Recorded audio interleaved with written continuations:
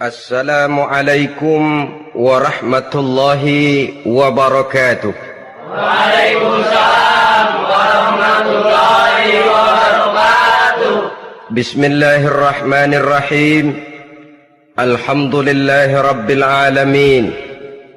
Wassalatu wassalamu ala ashrafil anbiya'i wal mursalin wa ala alihi wa ashabihil mujahidin at-tahirin, amma ba'du. Bersabda Rasulullah sallallahu alaihi wasallam, "Iza sarratka hasanatuka wa sa'atka sayyi'atuka fa anta mu'min." Apabila perbuatanmu yang baik menyebabkan engkau bahagia, apabila perbuatanmu yang baik menyebabkan engkau gembira, dan perbuatanmu yang jahat menyebabkan engkau jadi susah, itulah tanda bahwa di hatimu masih ada iman. Artinya, belum tentu orang yang berbuat baik merasa bahagia dengan kebaikan yang dikerjakannya.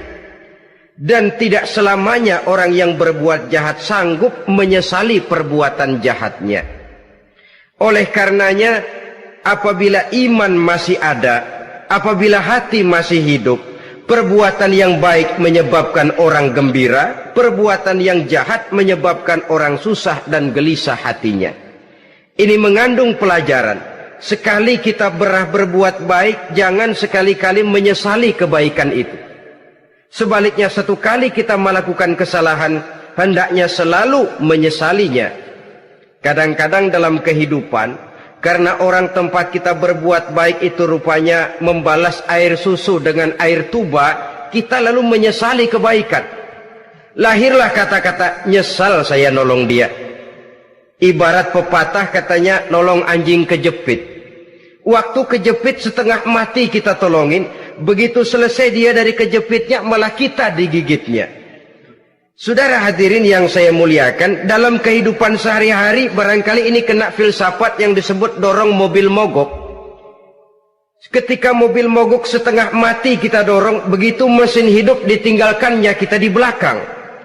Sesungguhnya perbuatan kita yang baik tidak harus disesali, karena disesali atau tidak, toh perbuatan itu sudah kita lakukan.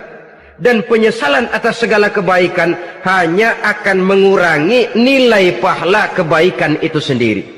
Berbahagialah apabila berbuat baik, walaupun orang yang kita melakukan kebaikan membalasnya dengan kejahatan. Menyesalah apabila berbuat kesalahan, apabila melakukan dosa, karena itu pertanda nilai iman yang masih hidup dalam jiwa kita. Saudara-saudara kaum muslimin yang berbahagia, jadi sungguh pun pahala dan dosa sesuatu yang abstrak, efeknya jelas dia mendatangkan kebahagiaan atau membawa kepada kegelisahan batin di dalam kehidupan manusia. Orang di zaman materialis kurang terangsang berbuat pahala dan terdorong melakukan dosa. Kenapa? Karena pahala tidak kelihatan, dosa tidak nampak. Kalau pahala kelihatan, barangkali nggak kuat kita mikul pahala.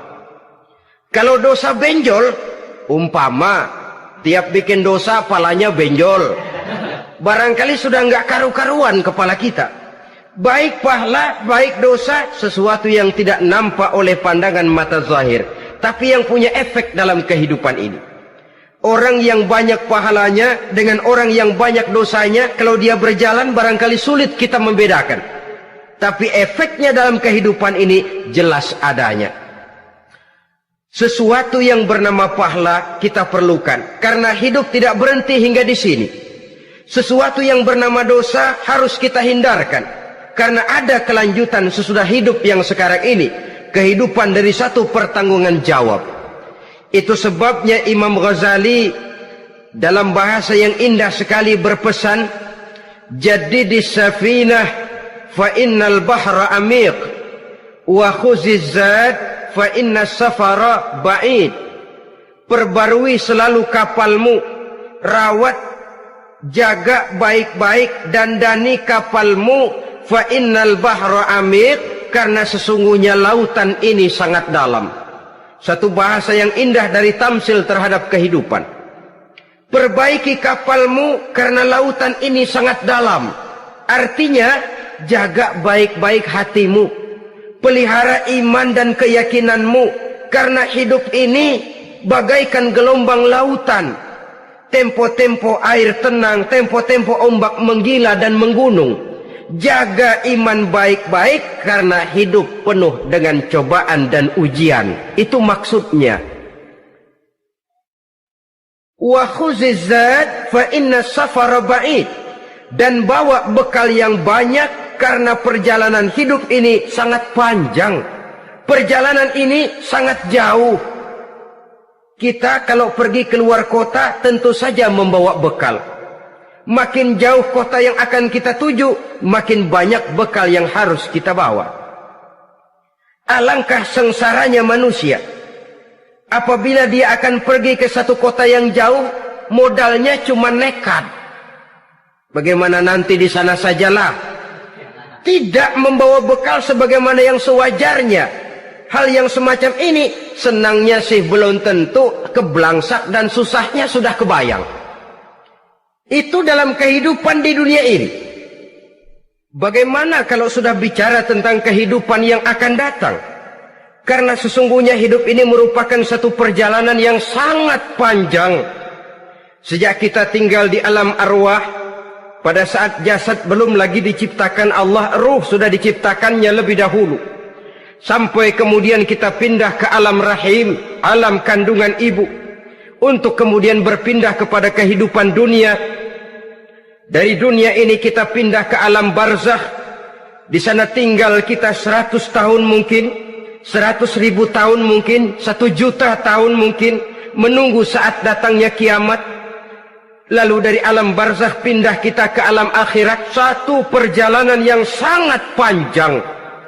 Alangkah malangnya, alangkah sengsaranya jika tahu kita begitu panjangnya perjalanan hidup ini, tidak ada bekal yang kita bawa. Artinya kesengsaraan, kesulitan yang bertali-tali sudah jelas akan menimpa kita. Kalau pergi kita keluar kota membawa bekal uang, membawa bekal makanan, apa bekal yang mesti kita bawa? Apabila kita kembali ke alam barzakh, kembali ke alam kubur, berkumpul di padang mahsyar di akhirat nanti, nasi yang mau kita bawa, uang yang mau kita bawa, tentu tidak lagi. Karena kehidupan materialis selesai di atas liang lahat. Bila masuk kita ke liang lahat, disitulah pahala dan dosa memegang peranan yang sangat penting. Maka pada pertemuan malam ini, kita akan bicara tentang pahala dan dosa itu.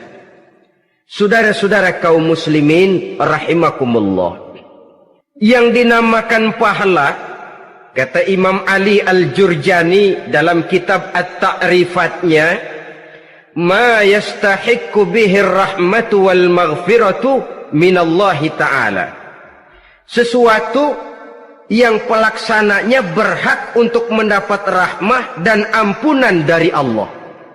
Dengan kata lain, nilai pahala adalah akibat dari perbuatan-perbuatan di dalam melaksanakan perintah dan anjuran yang ada di dalam kehidupan agama.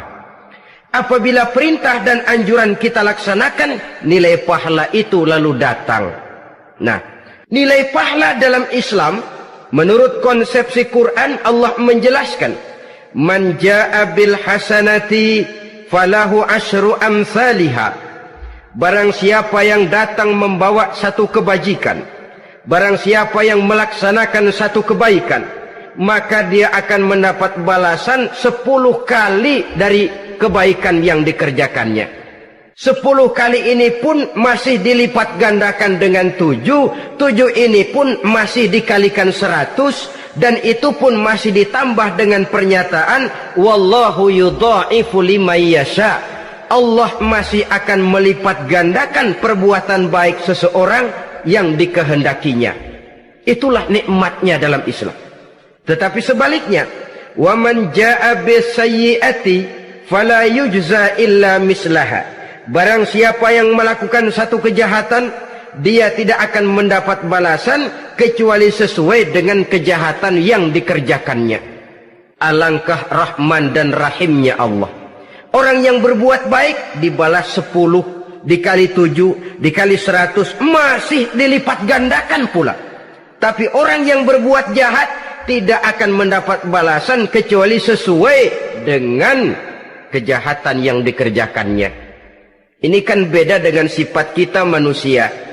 Kita ini kadang-kadang kalau dijitak membalasnya mukul. Tapi kalau orang berbuat baik kepada kita, kita enggan untuk berbuat baik kepada orang tadi. Allah tidak mengajarkan begitu. Satu kebaikan berbalas 10. Satu kejahatan berbalas dengan satu kejahatan. Maha Rahman dan Rahim Allah. Bahkan dalam Islam, niat berbuat baik saja mendapat pahala. Sedangkan niat berbuat jahat belum ditulis merupakan satu dosa sampai kejahatan itu dikerjakan oleh orang yang niat tadi. Umpamanya, saudara niat nanti malam giliran pengajian saya mau hadir di majelis taklim. Pas datang waktu malam hujan turun sangat lebat. Saudara berhalangan datang ke majelis taklim, saudara sudah mendapat pahala niat. Tapi saudara niat, nanti malam kalau turun hujan, saya mau bongkar rumahnya si fulan, saya mau curi seluruh harta bendanya. Ternyata malam, saudara tidak mengerjakan perbuatan itu belum ditulis dosa, sampai perbuatan itu benar-benar dikerjakan. Tapi lalu jangan macam-macam, kalau begitu niat aja yang baik, biar nggak usah dikerjain. Niat aja pengen ngaji walaupun tidak ada niatan untuk ngaji. Allah lebih tahu tentang apa yang terdetik di dalam hati sanubari kita.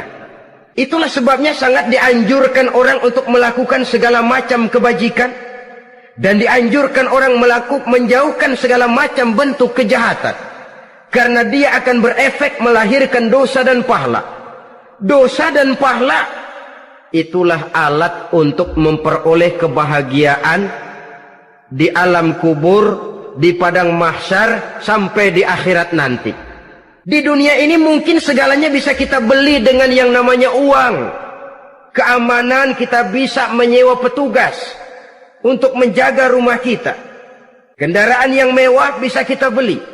Udara yang sejuk bisa kita ciptakan. Siapa banyak uang dia raja. Mungkin itu di dunia. Tapi bisa apa uang kalau kita sudah masuk ke alam kubur? Bisakah munkar nakir kita sogok? Udah karkir, jangan nanya nih, cepet. Bisakah malaikat azab menyingkir dengan uang semir? Ternyata tidak. Untuk memperoleh kebahagiaan di sana, nilai pahala. Kesengsaraan akan kita dapat kalau kita banyak menumpuk dosa. Oleh karena itu jangan beranggapan pahala nggak kelihatan, dosa juga nggak kelihatan, biarin saja. Yang tidak kelihatan ini pada waktunya akan memegang peranan yang sangat penting. Tapi tidak cuma untuk menghadapi hidup di situ, kita lalu harus berbuat baik dan meninggalkan yang jahat. Terutama juga di dunia ini. Toh pepatah bilang gajah mati meninggalkan gading, harimau mati meninggalkan belang. Apa yang akan kita tinggalkan setelah kita mati? Kita ingin jasad kita boleh hancur terkubur tanah, tapi nama kita ingin hidup terus, dikenang orang 100, 1000, bahkan 1.000.000 tahun yang akan datang. Ditulis orang dengan tinta emas dalam sejarah, tercatat kita sebagai orang baik-baik. Saudara-saudara kaum muslimin rahimakumullah. Lalu perbuatan apa yang bisa mendatangkan pahala itu? Saudara-saudara, semua perbuatan yang diperintah dan dianjurkan oleh Allah, yang dikerjakan dengan ikhlas hanya untuk mencapai ridho Allah, mendatangkan pahala. Kadang-kadang menurut pendapat kita remeh, tapi nilainya di sisi Allah besar. Itu pahala. Menghitung pahala itu hak prerogatif Allah. Perbuatan yang ringan Allah mau berikan ganjaran yang besar, itu urusan Allah. Misalnya, kata Nabi, la tahkiranna minal ma'rufi syai'an. Jangan kamu menganggap remeh perbuatan baik walaupun kecil. Jangan merasa sulit melakukan perbuatan yang mengandung pahala. Bertemu dengan teman, muka kita cerah, berpahala. menyingkirkan duri di jalanan berpahala, menolong orang yang sesat, memberitahu orang yang bertanya berpahala. Tidak sulit kalau kita mau. Yang diperintah dan dianjurkan oleh agama itu perbuatan yang mengandung nilai-nilai pahala. Masalahnya cuma tinggal mau atau tidak dan dikerjakan dengan ikhlas. Bertemu teman mukanya cerah, pahala. Menyingkirkan duri di jalanan, pahala. Sodakoh, pahala. Tidak berupa perbuatan, bisa berupa ucapan. Misalnya bersolawat, pahala. Bertasbih dan bertahmid, pahala. Kata Nabi, kalimatani khafifatani 'alal lisan, saqilatani fil mizan. Ada dua kalimat yang enteng di lidah tapi berat di timbangan akhirat nanti. Apa itu? Subhanallah walhamdulillah. Itu kan amalan yang ringan, perbuatan yang mudah saja, tapi nilainya demikian besar dalam pandangan Allah. Jadi pendeknya, perbuatan yang bernilai pahala adalah perintah dan anjuran agama yang dilaksanakan dengan ikhlas semata-mata untuk mencapai ridho Allah, itu mengandung pahala. Niat dasarnya itu harus karena Allah, landasannya harus karena ikhlas. Bukan cuma sekedar basa-basi, tidak karena ingin dipuji orang, tidak karena mengharap tanda jasa, tapi ikhlas semata-mata. Dari perbuatan yang paling kecil dan mudah sekali sampai kepada amalan-amalan yang besar dan memerlukan biaya yang besar, seperti melaksanakan ibadah haji, seperti jihad fi sabilillah, membangun masjid, membangun pondok-pondok pesantren, membangun pusat-pusat kesehatan, membangun jalan-jalan umum, termasuk menjaga keamanan. Jangan dikira loh, siskamling umpamanya, menjaga keamanan kampung tidak berpahala. Kalau diniatkan ibadah, menjaga ketenangan warga supaya mereka tekun ibadah, ikhlas karena Allah, itu juga bernilai ibadah. Keluar kita dari rumah, pergi pagi, pulang sore, peras keringat, banting tulang cari nafkah buat menghidupi anak istri kita. Kalau diniatkan ibadah, melaksanakan kewajiban sebagai kepala rumah tangga, membantu orang tua sebagai anak, itu juga perbuatan-perbuatan yang mengandung pahala.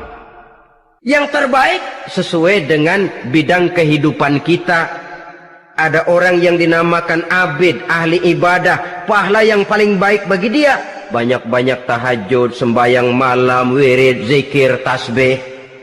Ada yang dinamakan orang alim, pahala yang paling baik buat orang macam ini mengajar, menyebarkan ilmu, mendakwahkan Islam. Ada yang disebut wali, pejabat pemerintah, petugas. Amalan pahala yang paling baik buat orang semacam ini melayani masyarakat, bekerja di bidangnya sesuai dengan profesinya. Saudara hadirin yang saya hormati, jadi dengan demikian perbuatan-perbuatan yang mengandung nilai-nilai pahala ini bisa perbuatan yang menurut kita kecil namun punya nilai besar. Apalagi perbuatan besar dengan biaya yang besar, tentu makin besar juga pahala yang disediakan oleh Allah Subhanahu wa ta'ala. Oleh karenanya, kalau kita bercermin dari ayat Quran, hidup ini kesempatan untuk berbuat baik. Huwallazi khalaqal mauta wal hayata liyabluwakum ayyukum ahsanu amala. Dialah Allah, Tuhan yang telah memberikan hidup dan mati kepadamu untuk menguji kamu, siapa di antara kamu yang paling baik amal perbuatannya. Jadi tidak saya rinci, tapi cukuplah satu penjelasan global. Perbuatan yang berpahala adalah perbuatan melaksanakan perintah Allah atau anjuran Allah dengan dasar ikhlas, dengan tujuan untuk mencapai ridho Allah semata-mata. Lalu apa perbuatan yang mengakibatkan dosa itu? Saudara-saudara, dosa lahir akibat melakukan larangan Allah atau mengerjakan yang dicelaknya. Nah, para ulama ada yang membagi dosa itu menjadi dua bagian. Ada dosa-dosa kecil, ada dosa-dosa besar. Tetapi sebenarnya ditinjau dari segi hakikatnya, kalau sudah melakukan satu kesalahan yang mengakibatkan dosa, jangan dilihat besar dan kecilnya, tapi kepada siapa dosa itu kita kerjakan. Sebab kalau dosa kita anggap satu yang kecil, orang akan terangsang untuk mengerjakan yang kecil-kecil saja.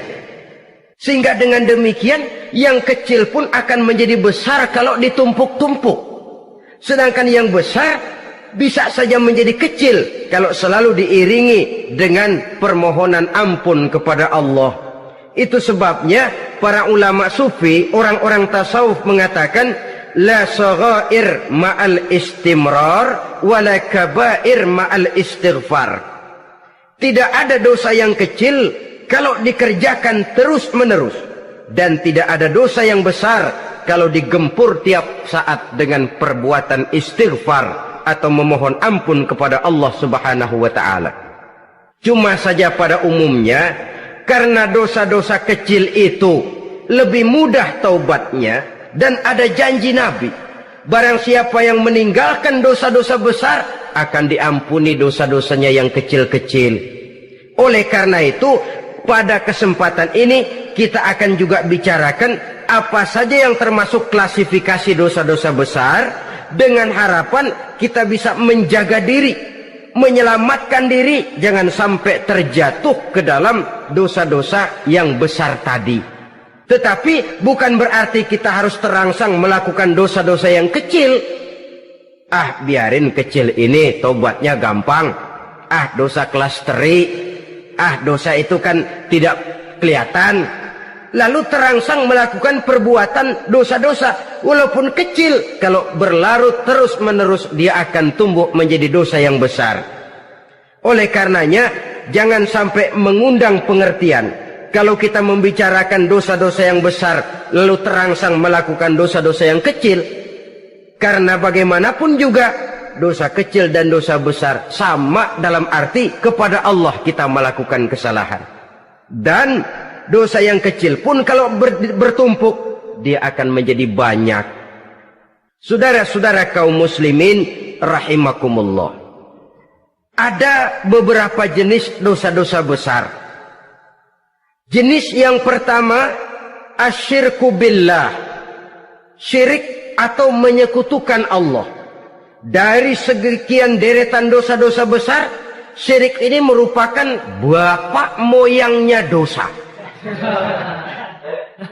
Dedengkotnya dosa itu syirik, menyekutukan Allah.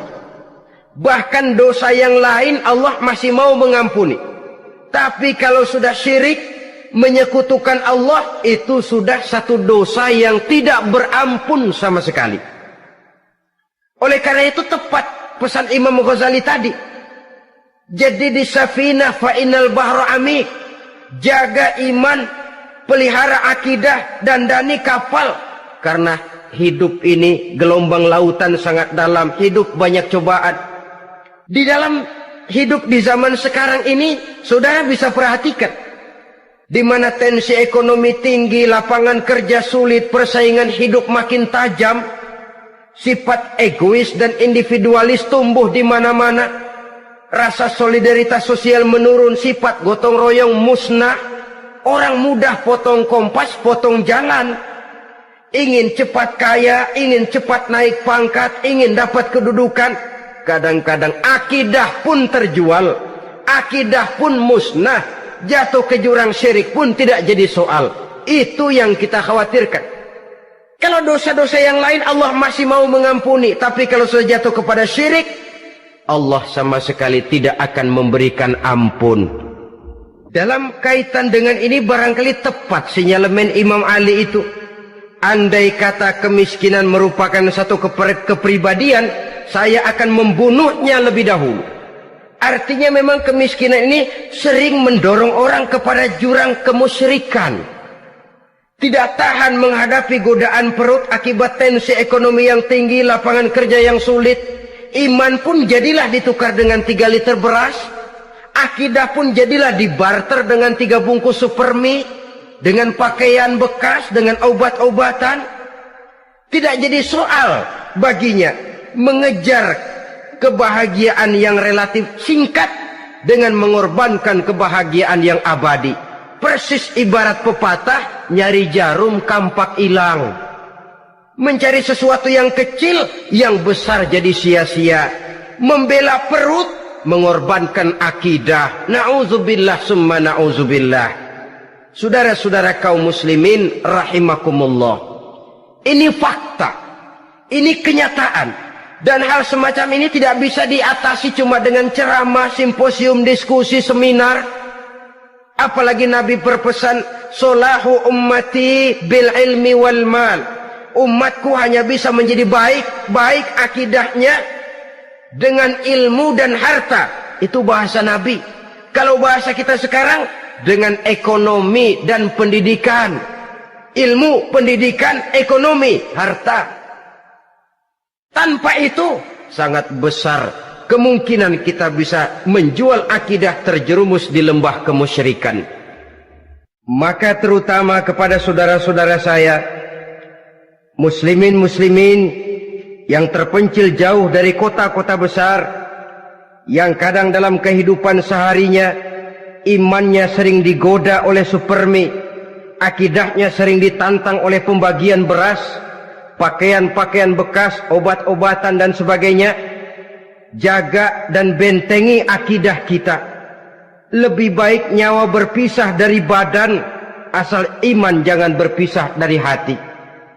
Kepada adik-adik saya para remaja, para pemuda di kota-kota besar, yang iman dan akidahnya sering ditantang dengan minuman-minuman keras, fasilitas-fasilitas yang menghanyutkan, yang secara terarah dan praktis sedikit demi sedikit menggiring kita untuk keluar dari nilai-nilai akidah.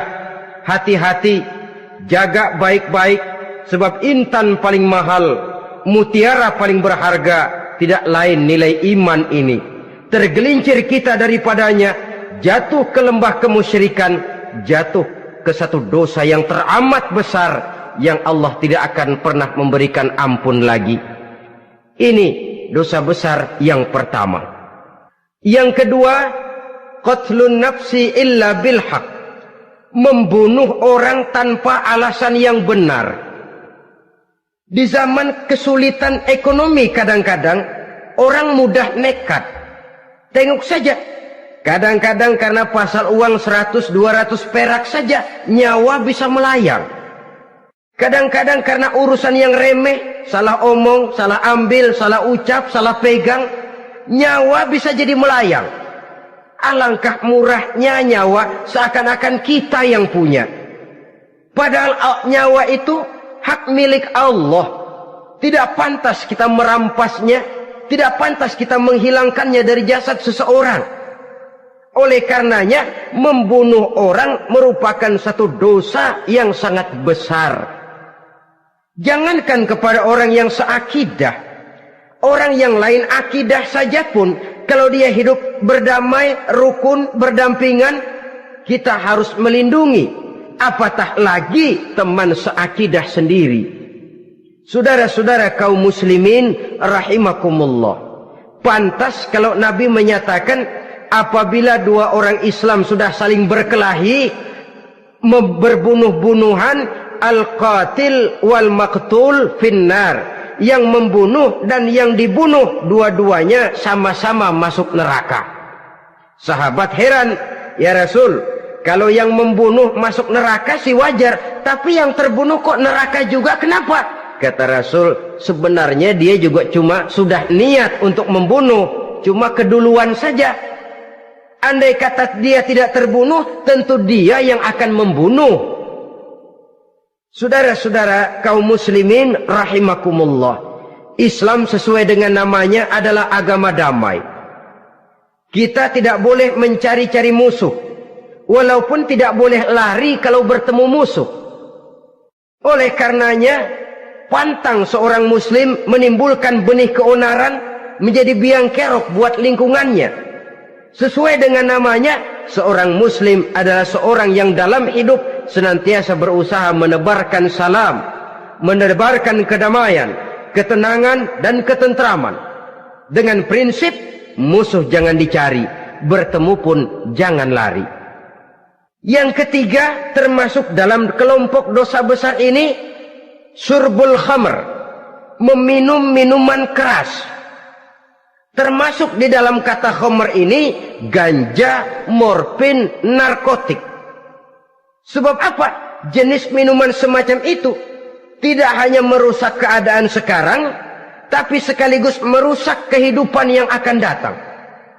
Kalau itu jatuh di tangan generasi muda, artinya kan merusak kehidupan masa depan daripada suatu bangsa. Karena apa? Remaja dan pemuda merupakan bentuk miniatur daripada kehidupan bangsa. Akan bagaimana warna umat Islam di Indonesia, bahkan akan bagaimana warna Indonesia 30, 40, 50 tahun yang akan datang, remaja sekarang jawabannya. Kalau remaja kita sekarang ini kerjanya cuma bisa nyekek botol, insya Allah bangsa Indonesia 30-40 tahun yang akan datang akan tumbuh menjadi bangsa teler. Tidak banyak yang bisa kita harapkan. Remaja adalah gambaran masa depan dari satu bangsa, dari satu umat. Dan remaja itu di dalam dirinya secara fitrah terkumpul semua bakat, terdapat semua kemungkinan. Kita ini lahir membawa sifat pemimpin, tapi juga membawa sifat pengacau. Kita ini ada bakat jadi orang jujur, ada bakat jadi pengkhianat. Kita ini ada bakat menjadi orang baik-baik, kita juga punya bakat jadi biang kerok. Kita kemungkinan bisa jadi pemimpin bangsa, tapi juga bisa menjadi pemimpin bangsat. Nanti lingkungan dan pendidikan akan menumbuhkan, membentuk mana yang tumbuh lebih subur.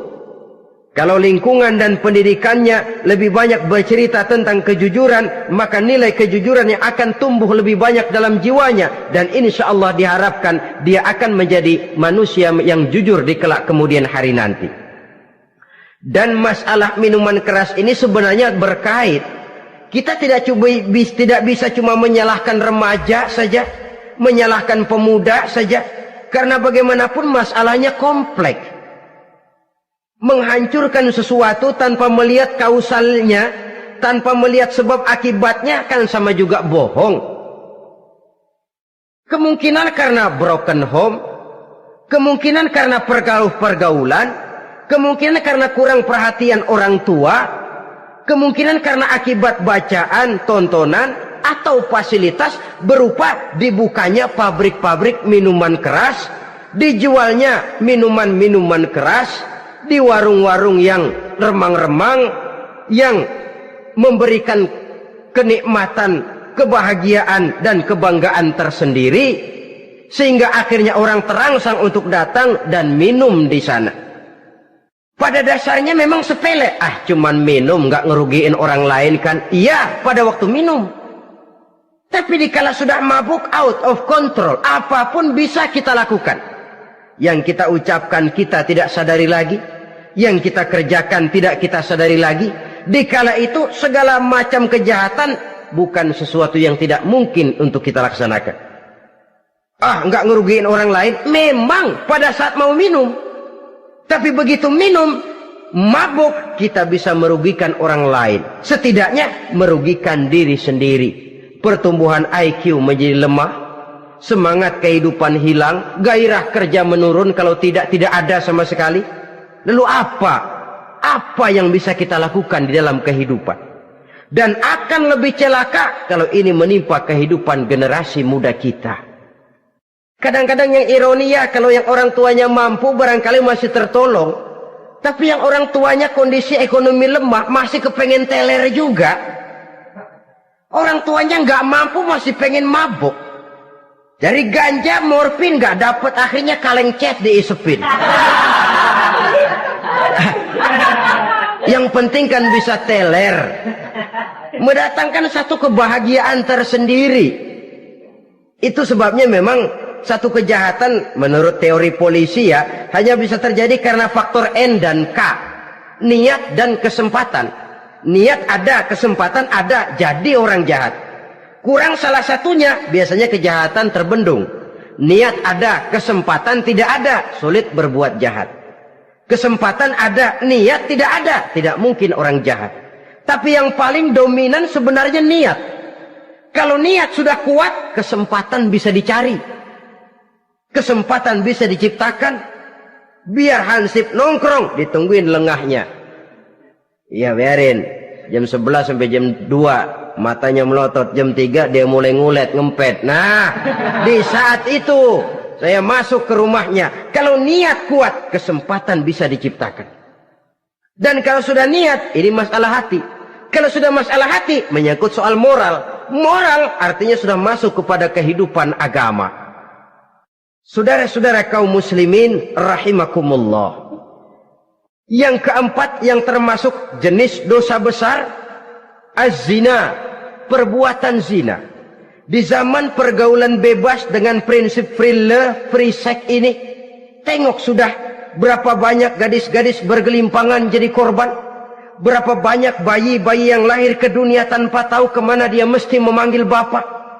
Apakah deretan jumlah korban ini masih harus bertambah lagi?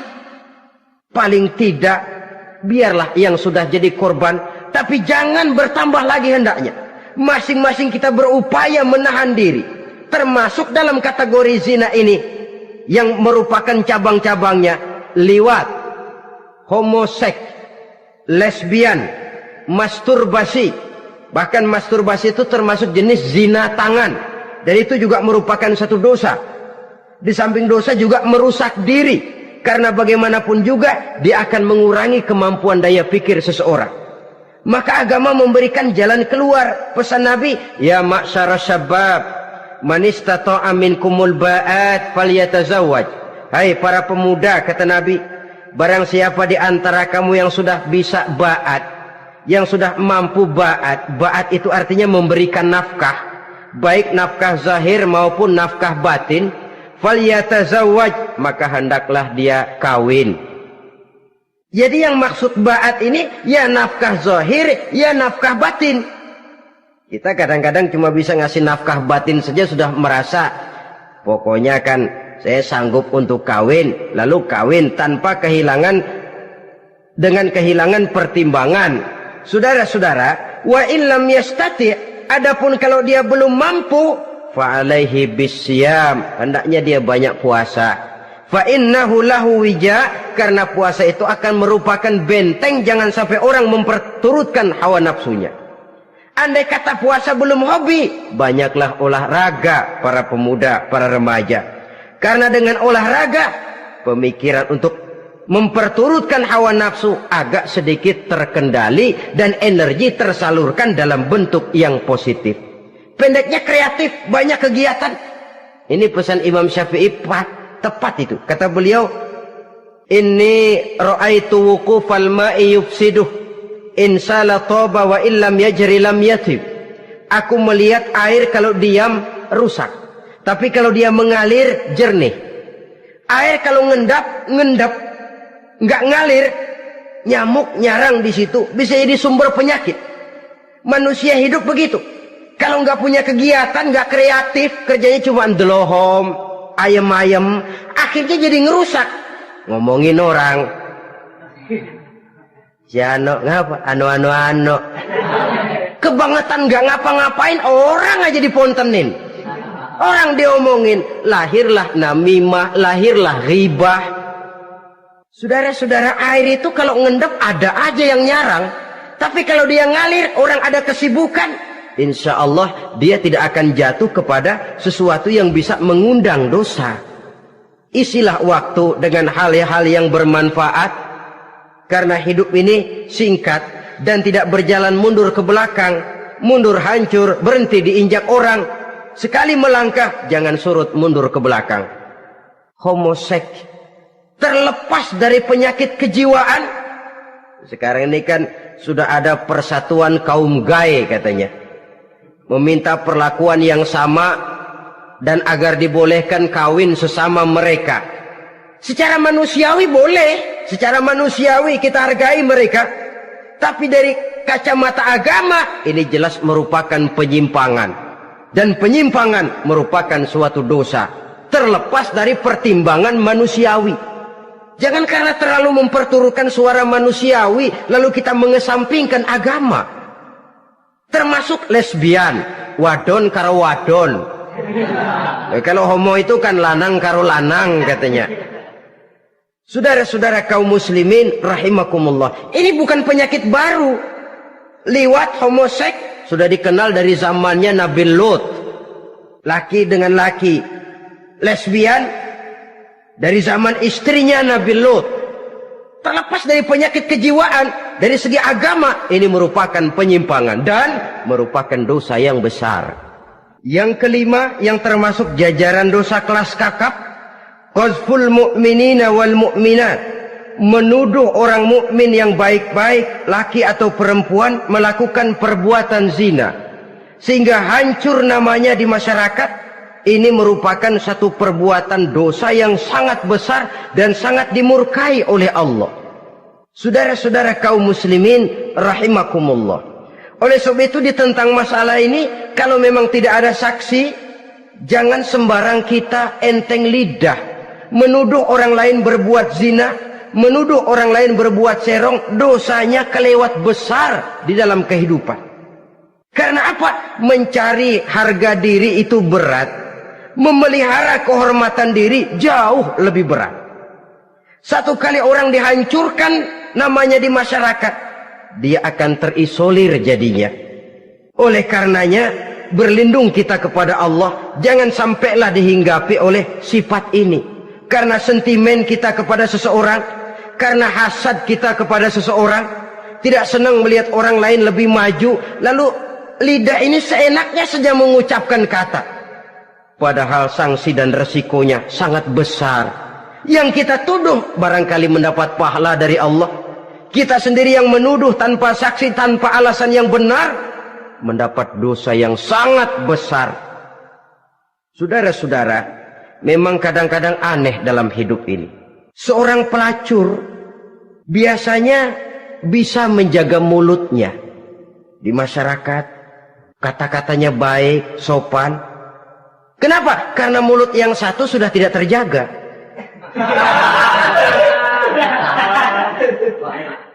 Kita kadang-kadang kehormatan bisa kita jaga, tapi mulut tidak terkontrol. Ngomong saenake dhewe, bikin orang mangkel, kesal, fitnah sana, fitnah sini, menghancurkan nama baik orang, ngomongin yang macam-macam. Bagai-bagai macamlah caranya. Saudara-saudara kaum muslimin yang berbahagia. Jadi dengan demikian, menuduh orang lain berbuat zina, sedangkan orang itu tidak pernah melakukannya, ini termasuk satu dosa yang sangat besar di dalam kehidupan ini. Yang keenam, al-'aqu bil walidain, durhaka kepada ibu bapak.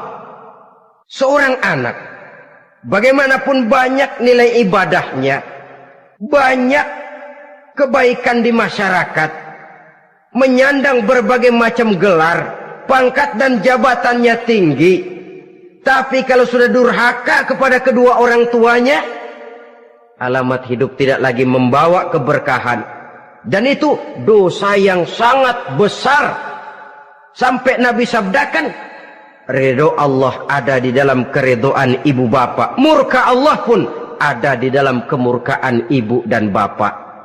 Walaupun belum tentu setiap kita orang tua, tapi yang jelas setiap kita adalah anak, dan setiap anak punya ibu dan bapak. Jangan sampai kacang lupa kepada kulitnya. Saudara-saudara kaum muslimin rahimakumullah, durhaka kepada ibu bapak merupakan perbuatan yang sangat dimurkai oleh Allah. Apalagi ibu yang telah melahirkan kita, bahkan mengandung kita. Begitu juga bapak yang telah berusaha peras keringat banting tulang untuk mengasuh membesarkan kita. Tidak ada perbuatan baik yang kita lakukan untuk bisa menebus kebaikan daripada ibu dan bapak kita. Setidaknya kalau belum bisa berbuat baik kepadanya, kepada keduanya, janganlah menyakiti hati keduanya. Itu saja dulu yang harus dijaga. Kadang-kadang sudah berbuat baik enggak, nyakitin melulu. Sudah nyenangin belum bisa, saban sehari nyakitin saja. Padahal kedua orang tua itu doanya manjur, sebagaimana sumpahnya juga bisa jadi kenyataan, dan sering bahkan menjadi kenyataan. Sampai ibu bapak sudah wafat, sudah meninggal sekalipun, kewajiban berbakti masih harus terus dilakukan oleh seorang anak. Lalu yang ketujuh, at-tawalli yaumaz zahfi, berpaling pada hari pertempuran. Orang sedang sibuk-sibuk menghadapi musuh, maksudnya berjuang membela agama ini, dia lari menyelamatkan diri. Pengecut, mental munafik. Ayo, kalau demi agama, mari kita maju ke depan. Allahu Akbar. Yang besar Allah, yang lain kecil semua. Maju. Orang lain maju serentak, dia mundur jauh ke belakang. Mental munafik, mental calo istilah sekarang ini. Oh, itu calo, mental calo. Tuhan gedek banget itu. Coba ya, calo itu paling sibuk nyuruh penumpang naik. Tapi sementara penumpang naik sampai ke tempat tujuan masing-masing, calonya nggak kemana-mana, diem aja di situ. Cuma orang aja disuruh naik. Saudara-saudara, kerja bakti, orang turun ke comberan, dia naik ke tempat tidur. Mundur di hari pertempuran, menyebabkan orang lain gugur, dia sendiri menyelamatkan diri. Mental pengecut, mental munafik, itu merupakan dosa yang sangat besar.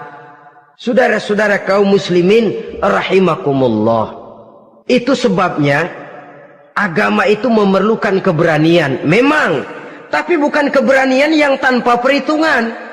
Sebab berani tanpa berhitung namanya berani babi. Kita berani kalau benar, kita harus takut kalau salah. Jangan dibalik. Salah berani, nekat namanya. Benar takut, pengecut namanya. Orang yang pengecut adalah orang yang takut membela kebenaran. Orang yang nekat sesungguhnya udah salah nggak malu lagi, udah salah nekat lagi, merasa rugi berbuat kebaikan, puas kalau berbuat kejahatan. Padahal Nabi pesan, siapa yang berbuat dosa sambil tertawa, nanti dia akan masuk neraka sambil menangis. Karena itu dipesan pula di dunia ini, sering-seringlah mencuci mukamu dengan air mata taubat. Cuci lidahmu dengan zikir kepada Allah. Bersihkan hatimu dengan air ikhlas. Saudara-saudara kaum muslimin rahimakumullah. Kan ada toh orang berbuat baik nggak gembira, tapi berbuat jahat malah puas. Atau sama saja orang lain berbuat baik, hatinya kesel. Orang lain berbuat jahat, dia malah mendukung. Atau orang lain tergelincir berbuat jahat, dia malah girang. Ini kan tidak objektif. Karena yang berbuat baik, orang yang dia keselin, dia nggak seneng. Tetapi karena yang berbuat jahat, orang yang dia senengin, dibenerin juga. Itu nggak objektif namanya. Mundur di hari pertempuran pada saat saudara-saudara kita sedang menghadapi musuh, sikap pengecut yang sangat dibenci Allah. Yang kedelapan, termasuk kelompok dosa besar, aklu malil yatim, makan harta anak yatim. Kadang-kadang ada orang mengeksploitir loh nasib anak-anak yatim. Karena biasanya para dermawan peka kalau mendengar nasib yatim, memberikan santunan. Si yatim belum makan, yang ngurusin udah pada kenyang. Mengeksploitir, memakan harta anak yatim termasuk dosa yang sangat besar. Sehingga Nabi pesan, ana wa kafilul yatim kahataini yaumal qiyamah. Aku dan orang yang menyantuni anak yatim seperti dua jari ini di hari kiamat. Rumah yang paling dimuliakan Allah adalah rumah yang di dalamnya ada anak yatim yang hidupnya dihormati, hidupnya disantuni, keperluannya dicukupi. Maaf saja, tahap kita menyantuni anak yatim ini baru tahap setahun sekali. Kalau Muharram kita agungkanlah, kita besarkan. Lebaran yatim katanya. Kita kumpulkan dana, kita usap kepala yatim, kita kumpulkan beras, kita bagikan hari itu. Perkara bulan depan kelaparan, kita tutup kuping. Perkara bulan berikutnya dia kelaparan, kita masa bodoh. Bahwa di bulan Muharram kita santuni yatim piatu itu sudah baik. Tapi akan lebih baik lagi kalau kita sanggup menjadi bapak asuh mereka, memikirkan sekolah mereka, ada kontinuitas. Kalau mereka diasuh oleh orang lain, lalu bertukar agamanya, berpindah akidahnya, kita ngomel habis-habisan. Tapi kita ada kemampuan, kita tidak mau berbuat semacam itu. Ya sama juga bohong namanya. Saudara-saudara kaum muslimin rahimakumullah. Orang yang menyantuni yatim mendapat pahala besar. Tapi orang yang mengkorup harta anak yatim, dosanya juga sangat besar. Berhati-hatilah kalau kita diberikan kepercayaan oleh masyarakat untuk mengurus anak-anak yatim. Karena pahalanya besar, resikonya juga besar. Yang kesembilan, syahadatuz zur, sumpah palsu. Sebab sumpah palsu ini menggunakan nama Allah untuk sesuatu yang tidak benar. Nama kita saja dibawa untuk yang tidak benar, kita jengkel. Nama kita dipalsukan untuk sesuatu yang tidak baik, kita kadang-kadang jengkel, tidak puas jengkel, menuntut melalui saluran hukum. Kenapa? Nama saya dicatut. Bagaimana lagi kalau nama Allah kita pakai untuk bersumpah, sumpahnya palsu, menguntungkan kita, merugikan orang lain, Allah murka betul. Maka sumpah palsu termasuk deretan dosa-dosa besar. Apalagi yang ke-10, aklur riba, makan riba alias renten. Ini kan yang cepat mendatangkan uang. Kadang-kadang kalau yang bikin riba itu orang awam barangkali, ya masih kita maklumin. Kadang-kadang penyakit ini datang menimpa mereka juga yang kita kenal kebaikannya. Bahkan suka datang ke musola, rajin ke masjid kadang-kadang. Riba masih dimakannya. Karena cara cari duit paling enak. Duit utuh tambahnya terus masuk. Na'udzubillah summa na'udzubillah. Itu yang diibaratkan dalam perjalanan Mi'raj waktu Nabi diperlihatkan neraka. Orang perutnya sebesar rumah dililit ular, diseret-seret itu hancur perutnya, dibulatkan lagi, diseret lagi, hancur lagi, dibulatkan lagi, terus menerus begitu. Dia berteriak, mengerang, mengeluh, mengaduh kesakitan. Nabi tanya, itu apa Jibril? Itu contoh dari umatmu yang suka makan riba Muhammad, makan renten. Saudara-saudara, ini kan mencekik leher orang. Orang sedang kesulitan, kelihatannya sih baik, menolong. Tapi di belakang menolong itu nyekek. Di belakang nolong itu nyekek. Dan nyekek itu sebenarnya tujuan utamanya. Orang yang menjalankan riba pada dasarnya tidak punya perikmahan kemanusiaan kok. Kalau dia kelihatannya mau menolong, kelihatannya motifnya mencari untung di belakang itu. Jauh dari kemanusiaan. Yang ke-11, saudara-saudara, termasuk jajaran dosa besar itu qat'ur rahim, memutuskan silaturahmi. Marah, hobi sama marah. Kalau 3 hari nggak marahan sama orang, ngebet palanya. Selalu nyari gara-gara. Kalau udah marah berlaku perpanjangan waktu. Tahun, 2 tahun, kadang-kadang seumur hidup. Saudara hadirin yang saya muliakan. Apalagi mengurangi timbangan termasuk kelas dosa besar. Makan suap termasuk dosa besar. Semir menyemir dosa besar. Apalagi bunuh diri. Nah ini, bunuh diri dosa besar. Kadang-kadang karena sulit nekat, daripada hidup susah mendingan mati sekali.